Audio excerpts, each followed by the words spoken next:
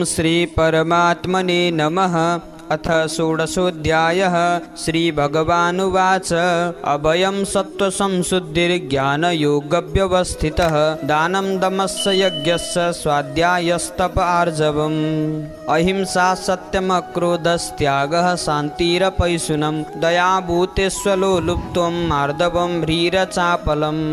भगवान श्री कृष्णले भन्नुभयो, निर्भय हुनु, अन्तस्करण अर्थात् मनको पूर्ण निर्मलता, तत्त्वज्ञानको लागि ध्यान योगमा निरन्तर दृढ स्थिति, ईश्वरको बारेमा उहाँको कार्य र गुणलाई तत्त्वद्वारा जान्नको लागि सच्चिदानन्द घन परमात्मा सच्चित आनन्दमा निरासक्त भएर एकै भावद्वारा गरिने ध्यानको निरन्तर गरिने स्थितिको नाम नै ज्ञान योग विह स्थिति बुझिन्छ। र सात्विक दान अर्थात् निरासक्त भावद्वारा देशकाल परिस्थिति र अवस्था अनुसार पात्रलाई दिइने दान हो, जुन पात्रले अरूको उपकार गरेको होस् या नगरेको होस्, तर परिस्थिति अनुसार अरूको सहयोग गर्नु, जुन सहयोगलाई आफ्नो धर्म हो भन्ने बुझेर तथा बिना लालच बिना पूर्वाग्रह कसैको भनाइको लागि दिइने दान हो। चाहे त्यो दान लिने मनुष्यले जीवनमा कसैको उपकार नै नगरेको होस्, बिना पूर्वाग्रह दिइने दान सात्विक हो। इन्द्रियको नियन्त्रणमा अर्थात् इन्द्रिय निग्रह, माता पिता आचार्य तथा गुरुजनको आदर सत्कार सम्मान र यज्ञ पूजा तथा अग्निहोत्र आदि उत्तम कर्मको आचरण एवं वेद शास्त्रको पठन पाठन तथा ज्ञानको प्रसार ईश्वरको आदेशलाई पालना गर्नु, उहाँको नाम गुणको भजन कीर्तन गर्नु, ब्रह्मचर्य स्वधर्म पालनको लागि कष्ट भए पनि सहन गर्नु, शरीर तथा इन्द्रिय सहित अन्तस्करणको सरलता तथा सबै चिजमा सम्भव रहनु, अर्थात् मन बाणी र शरीरले कुनै पनि प्रकारको कुनै पनि किसिमको कष्ट कसैलाई पनि नदिनु, मधुर यथार्थ र प्रिय वचन बोल्नु, आफ्नो मन वचन कर्म अन्तस्करण र इन्द्रियद्वारा जुन निश्चय गरिएको छ ठिक त्यस्तै हुबहु हुने गरी प्रिय र मधुर शब्दमा अरूलाई ज्ञान दिनु तथा भन्नुलाई नै सत्य भाषण भनिन्छ। यदि कसैले आफ्नो अपकार गर्यो भने पनि क्रोधको उत्पन्न नहुनु, यदि क्रोध उत्पन्न भए पनि आफैमा क्रोधलाई नियन्त्रण गर्नु, कर्मको कर्तापनको अभिमान र अहङ्कारको त्याग गर्नु, अन्तस्करणको अपरति अर्थात् चित्तको चञ्चलताको अभाव हुनु, कसैको पनि निन्दा नगर्नु, सबै भूत प्राणीमा हेतुरहित दया हुनु, इन्द्रियको विषयको साथ संयोग भएमा पनि त्यो संयोगमा आसक्ति नहुनु, कोमलता समाज लोक र शास्त्र विरुद्धको कार्य तथा आचरण नगर्नु, व्यर्थको लज्जा व्यर्थको सोच मनमा उत्पन्न नहुनु, आसक्तिको कुनै पनि वस्तु प्राप्त गर्ने कुनै साधनको चेष्टा नहुनु, तर निरासक्त भएर कर्म निरन्तर गर्नु। तेजः क्षमा धृतिः शौच मद्रोह नातिमानिता भवन्ति सम्पदं दैवीम् अभिजातस्य भारत। तेज श्रेष्ठ पुरुषमा विद्यमान भएको सात्विक शक्तिको नाम तेज हो, जुन तेजको प्रभावले ती श्रेष्ठ पुरुषको सामने विषयासक्त र नीच प्रवृत्ति तथा आवरण भएको मनुष्यले पनि प्राय गलत आचरण गर्नबाट बचेर शास्त्रको कथन अनुसारको श्रेष्ठ कर्ममा नै प्रवृत्त हुन्छन्। क्षमा धैर्य शारीरिक तथा मानसिक शुद्धि अर्थात् श्रेष्ठताको अभिमानको अभाव दम्भाचरणको अभाव, कुनै पनि प्राणलाई कुनै पनि प्रकारले पनि दुःख नदिनु, क्षमा भाव हुनु, मन बाणी आदिमा सरलता हुनु, ईश्वरप्रति श्रद्धा भक्ति, माता पिता अर्थात् गुरुको सेवा, बाह्य तथा आन्तरिक शुद्धि, सत्यतापूर्ण बोल्नु, मधुर वचन बोल्नु, शुद्ध व्यवहारद्वारा द्रव्यमा शुद्धि, द्रव्यको अन्नको आहार सात्विक हुनु तथा सत्य व्यवहारको आचरण र जल आदि वस्तुद्वारा हुने शरीरको शुद्धिलाई बाह्य शुद्धि भनिन्छ।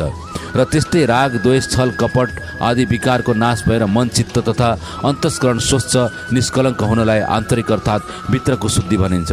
अन्तस्करणको स्थिरता मन इन्द्रिय सहित शरीरको निग्रह गर्नु, मनमा कसैलाई न मित्रभाव राख्नु न शत्रुभाव नै राख्नु, अर्थात् सबै मनुष्य लगायत पशु प्राणीमा पनि समभाव हुनु, आफ्नो कार्यक्षमता समाजको विकास र उन्नतिको लागि उत्कृष्ट कार्य भएको भए पनि अभिमानको अभाव हुनु, यस्तो लक्षण हुने मनुष्यलाई श्रेष्ठ मनुष्य भनिन्छ।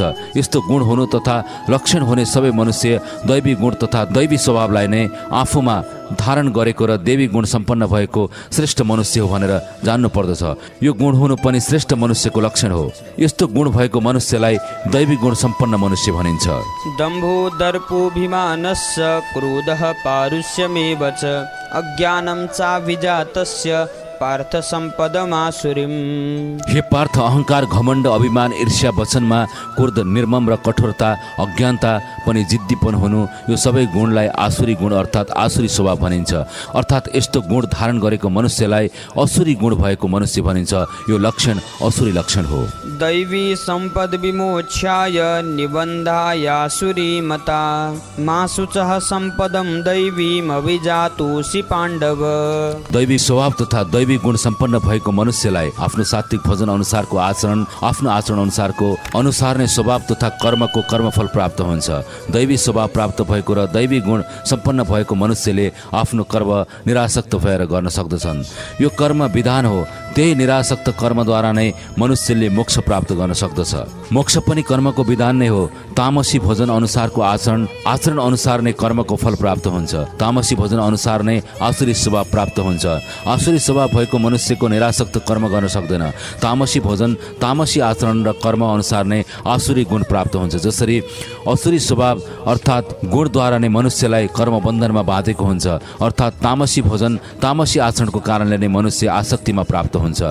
काम वासनामा लिप्त हुनु पनि आसक्ति हो। काम वासनामा लिप्त हुने गुण नै आसुरी गुण हो। त्यसैले हे अर्जुन, तिमीले शोक र चिन्ता नगर, किनकि तिमीले आफूलाई चिन। तिमी आफू नै दैवी गुण अर्थात् दैवी स्वभावलाई लिएर उत्पन्न भएका छौ। द्वौ भूत सर्गौ लोकेस्मिन् दैव आसुर एव च दैवो विस्तरसः प्रोक्त आसुरम पार्थ मे शृणु। हे अर्जुन, यस लोकमा भूतको अर्थात् सृष्टि अवयव संसारमा मनुष्य समुदायहरू पनि दुई प्रकारका छन्। एक त दैवी स्वभाव भएको र दोस्रो आसुरी स्वभाव भएको समुदाय। ती दुवैको गुणबारे, दैवी गुण भएको मनुष्यको बारेमा माथि नै भनेको छु। अब तिमीले आसुरी गुण भएको मनुष्य समुदायको बारेमा सुन। प्रवृत्तिं च निवृत्तिं च जनान विदुरासुराः न शौचं नापि चाचारो न सत्यं तेषु विद्यते। आसुर स्वभाव भएको मनुष्यले आफ्नो धर्म के हो, कर्मफल के हो, मोक्ष के हो, प्रवृत्ति र निवृत्ति के हो भन्ने यी सबै विधानको बारेमा जानेको हुँदैन।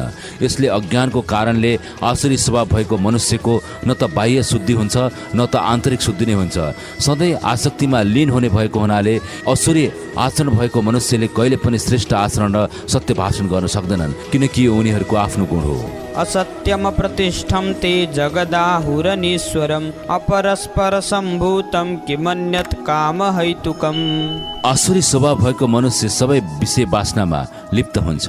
आफ्नो विषय वासनामा लिप्त हुने असुर गुण भएको मनुष्यले आफ्नो विषय वासना पूरा नभए क्रोध उत्पन्न हुन्छ। क्रोधको कारण निज कर्म गर्न पुग्छ, जुन निज कर्म शास्त्र विरुद्ध र समाज विरुद्ध हुन्छ।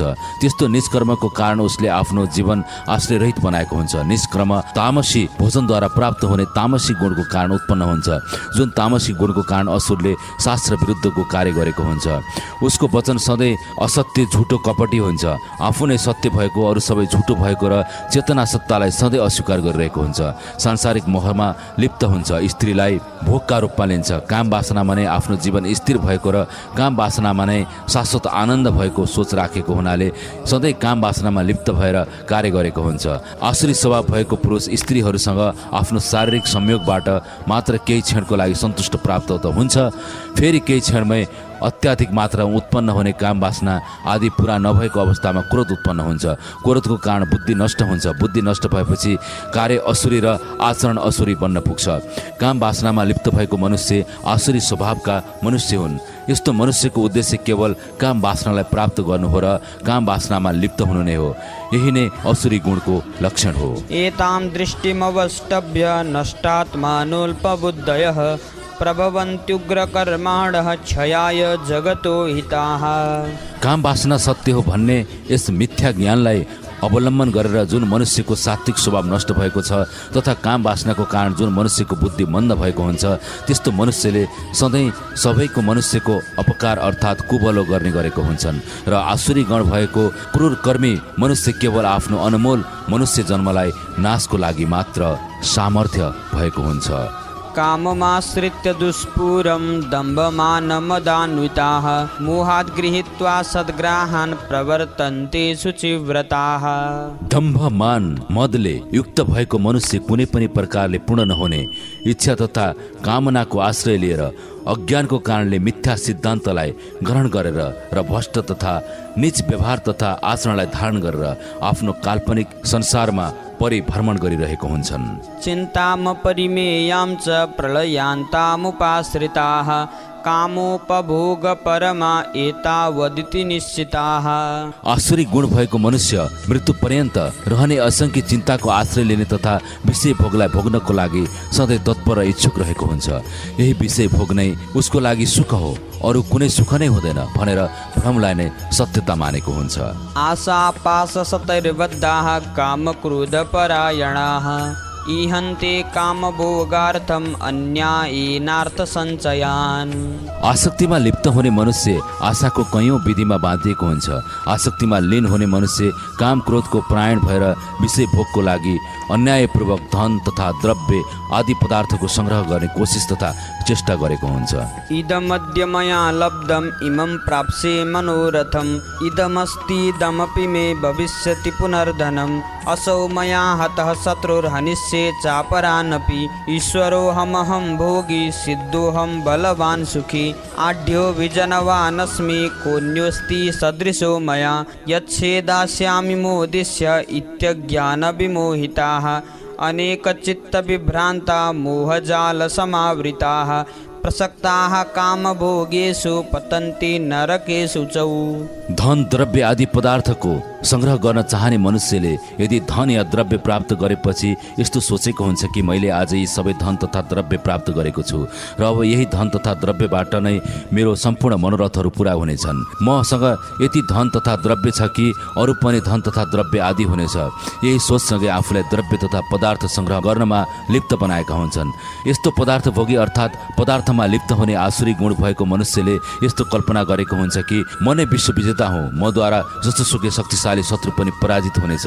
यदि मेरो धन आदि द्रव्य पदार्थ जम्मा गर्ने बाटोमा कोही शत्रु बनेर आयो भने म त्यसको अन्त्य गर्नेछु। म नै सृष्टिको निर्माता हुँ, अब म सर्वशक्तिमान र सर्व ऐश्वर्यमान भएको छु। सृष्टिको सम्पूर्ण ऐश्वर्यलाई मैले भोग गर्नेछु। म सबै सिद्धिद्वारा युक्त भएको छु र म अब सर्वशक्तिमान र सुखी छु। सृष्टि सबै मेरो हो भन्ने भ्रम पालेका हुन्छन्। अर्थात् मूढ तथा अज्ञानी मनुष्यले अज्ञानको कारणले यस्तो सोचेको हुन्छ कि सृष्टि आफै हुन्छ, म आफै हुँ, म नै सबै हुँ, म नै महान हुँ, म नै सबैको नातेदार हुँ, म जस्तो उच्च र महान अर्को कुनै छैन, म आफैमा महान छु, पूर्ण छु भने मैले यज्ञ किन गर्ने, मैले दान किन दिने भनेर आन्तरिक रूपले प्रत्येक पल सोच्ने तथा आन्तरिक दम्भ र घमण्डको कारणले म नै महान हुँ, म नै महान धार्मिक हुँ भन्ने अन्यलाई देखाउनको लागि यज्ञ गर्ने, दान दिने र आफूले गर्ने सम्पूर्ण कार्य पूर्ण सात्विक भएर गरेको भनेर देखाउन खोज्ने, तर व्यवहारमा भने सधैँ आमोद प्रमोदमा लिप्त हुने मनुष्य तथा आफूलाई सबैको रक्षक हो भन्ने सोच राख्ने र अनेक प्रकारका आसक्ति तथा अज्ञानद्वारा मोहित हुने र अनेक प्रकारले भ्रमित चित्त भएको मनुष्य मोहरोपी जालमा परेको कारणले समावृत र विषय भोगमा अत्यन्त आसक्त भएको मनुष्य आसुर गणले पूर्ण सम्पन्न भएको मनुष्य हो। यस्तो मनुष्य आफ्नो कर्म अनुसार आफ्नो कर्मको फल अनुसार नरकलाई प्राप्त गर्दछ। आत्मसम्भाविताः स्तब्धा धनमानमदान्विताः यजन्ते नाम यज्ञैस्ते दम्भेना विधिपूर्वकम्। जो मनुष्य आफूले आफूलाई नै महान ज्ञानी ध्यानी र श्रेष्ठ भएको घमण्डका साथ अभिमान गरेको हुन्छ, त्यस्तो अज्ञानी मनुष्य धन र मानको अहमता तथा मदले युक्त भएर केवल नाम प्रचार गर्न र आफू ठुलो तथा महान भएको देखाउनको लागि नाम मात्रको यज्ञ गरेर यज्ञको नाममा पाखण्ड फैलाएको हुन्छ। यस्तो मनुष्यले यज्ञको नाममा दान तथा सहयोग नाममा शास्त्र विधि रहित यज्ञ गरेर पाखण्ड फैलाएका हुन्छन्। अहङ्कारं बलं दर्पं कामं क्रोधं च संश्रिताः मामात्म परदेहेषु प्रद्विषन्तोऽभ्यसूयकाः। अहङ्कारी मनुष्य सधैँ आफ्नो धन बल शक्तिमा अनावश्यक घमण्ड गरेको हुन्छ। मनमा आसक्तिको कामना र चित्तमा क्रोधादिको परायण हुन्छ। आफ्नो आन्तरिक अलङ्कारको कारण अन्य मनुष्यलाई तुच्छ र नीच सोच्न पुग्छ। आफ्नो आन्तरिक अहमताको कारण अन्य सबैको निन्दा गर्छ। अन्य मनुष्यको निन्दा गर्ने मनुष्यले आफ्नो नीच सोचको कारण कहिले सत्य प्राप्त गर्न सक्दैन। नीच सोचको कारण सबै जीवात्मा एक हो भन्ने ज्ञान उसलाई प्राप्त हुँदैन। त्यही अज्ञानताको कारण आफ्नो हृदयमा अवस्थित र सम्पूर्ण जीवात्माको हृदयमा विद्यमान चेतन सत्तालाई जानेको हुँदैन। आफ्नो नीच सोचको कारणले जसले सत्य के हो असत्य के हो भन्ने ज्ञान कहिले प्राप्त गर्दैन। आफू आत्मा हो भन्ने ज्ञान पनि नभएको अज्ञानी मनुष्यले आफूभित्र विद्यमान हृदयमा अवस्थित आत्मरूपी प्रकाशमा विराजमान र विद्यमान म अन्तर्यामी परमात्मासँग पनि उसले द्वेष गरेको हुन्छ। तानहं द्विषतः क्रूरान् संसारेषु नराधमान् क्षिपाम्यजस्रमशुभान् आसुरीष्वेव योनिषु। अन्य कुनै पनि मनुष्यको द्वेष गर्ने कार्य पनि पाप कर्म हो। यस्तो अन्यको द्वेष गर्ने पाप कर्म गर्ने मनुष्यले अन्य मनुष्यलाई र बिना कारण अन्य प्राणीलाई दुःख दिने तथा प्राणीको हत्या गर्ने गरेका हुन्छन्। यस्तो क्रूर कर्मी नराधमलाई पनि आफ्नो कर्म अनुसार नै मैले कर्मको कर्मफल प्रदान गर्दछु। किनकि सम्पूर्ण मनुष्य कर्म गर्न स्वतन्त्र छ, तर कर्मको कर्मफलमा परतन्त्र रहेको हुन्छ।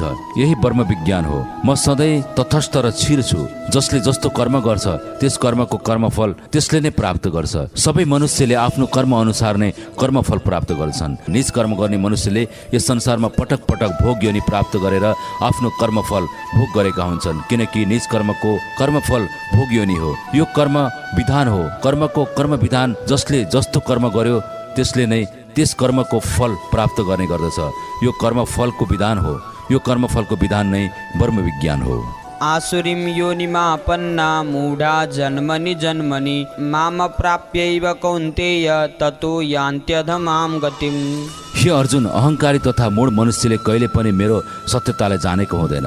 त्यही सत्यता नजानेको कारण मद्वारा निर्मित भएको सृष्टि विधान अर्थात् ब्रह्म विधानलाई नमानी आफ्नो र आफ्नै ढङ्गले मनमानी आचरण गर्ने गर्दछ। यस्तो मूढ मनुष्यले मलाई कहिले पनि प्राप्त गर्न सक्दैन। जुन मनुष्यले आफ्नो कर्म सधैँ आसक्तिमा लीन रहेर गरेको हुन्छ, जुन मनुष्यले आफ्नो कर्म निरासक्त भएर गरेको हुँदैन, जो मनुष्य सधैँ सधैँ कर्म मार्गमा आसक्ति गरेको हुन्छ, जुन मनुष्यले मलाई प्राप्त गर्नको लागि निरासक्त कर्म गरेको हुँदैन, त्यस्तो मनुष्य जन्म जन्मान्तरको लागि भोग योनि अन्तर्गतको आसुरी योनिलाई प्राप्त गरेको हुन्छ। आसुरी योनि अति नीच योनि हो। त्यसैले हे अर्जुन, मेरो आदेश अनुसार कर्म नगर्ने, कर्म गर्ने र कर्मको कर्मफलमा पूर्ण आसक्तिमा लीन हुने र कर्मको कर्मफल विधान अनुसार र आफ्नो कर्मको कर्मफलमा लिप्त भएको कारणले त्यस्तो मनुष्यले नीच गतिलाई प्राप्त गरेका हुन्छन्। अर्थात् यस्तो नीच गति प्राप्त गर्ने मनुष्य घोर नरकमा परेका हुन्छन्। त्रिविधं नरकस्येदं द्वारं नाशनमात्मनः कामः क्रोधस्तथा लोभस्तस्मात् एतत्त्रयं त्यजेत्। ब्रह्म विधान अनुसार अर्थात् मेरो विधान अनुसार काम, क्रोध तथा लोभ यी 3 प्रकारको कार्य गर्नुलाई नरकको द्वार प्राप्त हुन्छ। अर्थात् सजिलोसँग नरक प्रवेश गर्ने 3 ढोकाहरू हुन्। यी 3 ढोकाबाट नरकमा परेपछि जीवात्माले आफू र आफ्नो सत्य अवस्थालाई जान्न र प्राप्त गर्न सक्दैन। आफ्नो कर्तव्य कर्ममा पनि काम, क्रोध र लोभमा लिप्त भएर आफ्नो कर्तव्य र धर्म भुलेर आसक्तिमा लीन भएर गरेको कर्मको कारणले नै जीवात्मालाई अधोगति अर्थात् नरक प्राप्त हुन्छ। अधोगति अर्थात् नरक प्राप्त गरेको जीवात्माले कहिले मोक्ष प्राप्त गर्न सक्दैन। यसकारण ती कार्य नरकको द्वारलाई प्राप्त विषय भएको हुनाले ती सबै विषयलाई त्याग गर्नुपर्दछ। एतैर्विमुक्तः कौन्तेय तमोद्वारैस्त्रिभिर्नरः आचरत्यात्मनः श्रेयस् ततो याति पराम गतिम्। हे अर्जुन, जुन मनुष्यले काम, क्रोध र लोभ यी 3 किसिमको नरकको द्वार प्राप्त गर्ने विधानबाट आफूलाई बचाएर आफ्नो कर्म सधैँ निरासक्त भएर गरेको हुन्छ, त्यस्तो मनुष्यले सधैँ कर्मको कर्मफलको आशा नै नगरी आफ्नो धर्म, आफ्नो कर्तव्य कर्म हो भन्ने जानेर अन्य मनुष्य तथा प्राणीको कल्याणको लागि कार्य गरेको हुन्छ। सबै प्राणीको कल्याण गर्नु आफ्नो धर्म हो भन्ने जानेर जुन मनुष्यले कर्मपछि प्राप्त हुने कर्मफलमा आशा र निराशा छोडेर आफ्नो कर्तव्य कर्म गरेको हुन्छ र आफ्नो कर्तव्य कर्म जुन अवस्थामा प्राप्त भए पनि त्यस कर्मको कर्मफललाई निरासक्तको नियम अनुसार नै आचरण तथा कर्तव्य गर्छ, उसको आफ्नो कर्म केवल अन्य प्राणीको कल्याणको लागि गरेको हुन्छ। यही निरासक्त कर्म र निरासक्त आचरणको विधिद्वारा नै त्यस मनुष्यले परम गतिलाई प्राप्त गर्दछ। अर्थात् त्यस मनुष्यले प्राप्त गरेको परम गतिमा मलाई नै प्राप्त गरेको हुन्छ। यः शास्त्र विधिमुत्सृज्य वर्तते कामकारतः न स सिद्धिमवाप्नोति न सुखम न पराम गतिम्। जो मनुष्य शास्त्र निर्देशित विधिलाई त्याग गरेर आफ्नो मनमानी तरिकाले आफ्नो इच्छाद्वारा मनमानी कर्म तथा आचरण गरेका हुन्छन्, त्यस्तो मनुष्यले कहिले पनि सिद्धि प्राप्त गर्न सक्दैनन्। जब सिद्धि प्राप्त गर्न सक्दैन त्यस्तो मनुष्य कहिले पनि परम गति प्राप्त गर्न सक्दैन। जसले परम गति प्राप्त गर्न सक्दैन त्यस्तो मनुष्यको लागि सुख केवल कल्पना मात्र हो। तस्मात् शास्त्रं प्रमाणं ते कार्याकार्य व्यवस्थितौ ज्ञात्वा शास्त्रविधानोक्तं कर्म कर्तुमिहार्हसि। निरासक्त र आसक्तिको कर्मको विधान अनुसार नै तिम्रो लागि आफ्नो कर्तव्य र अकर्तव्यको व्यवस्था बारे शास्त्रमा पुरा भनिएको छ र शास्त्र नै कर्म विधानको प्रमाण हो। यस्तो जानेर तिमीले शास्त्र विधिले निर्धारण गरेको विधान अनुसार नै आफ्नो नियत कर्म तथा कर्तव्य कर्म गर। यही कर्म नै तिम्रो लागि योग्य कर्म हो। ओम तत्सदिति श्रीमद्भगवद्गीतासु उपनिषत्सु ब्रह्मविद्यायां योगशास्त्रे श्रीकृष्णार्जुन संवादे दैवासुर संपद विभाग योगो नाम षोडशोऽध्यायः। यस प्रकारले उपनिषद ब्रह्मविद्या तथा योगशास्त्र रूपमा भएको श्रीमद् भगवत गीताको श्रीकृष्ण अर्जुन संवादमा रहेको देवासुर सम्पत्ति भाग योग नामको 16औं अध्याय समाप्त भयो।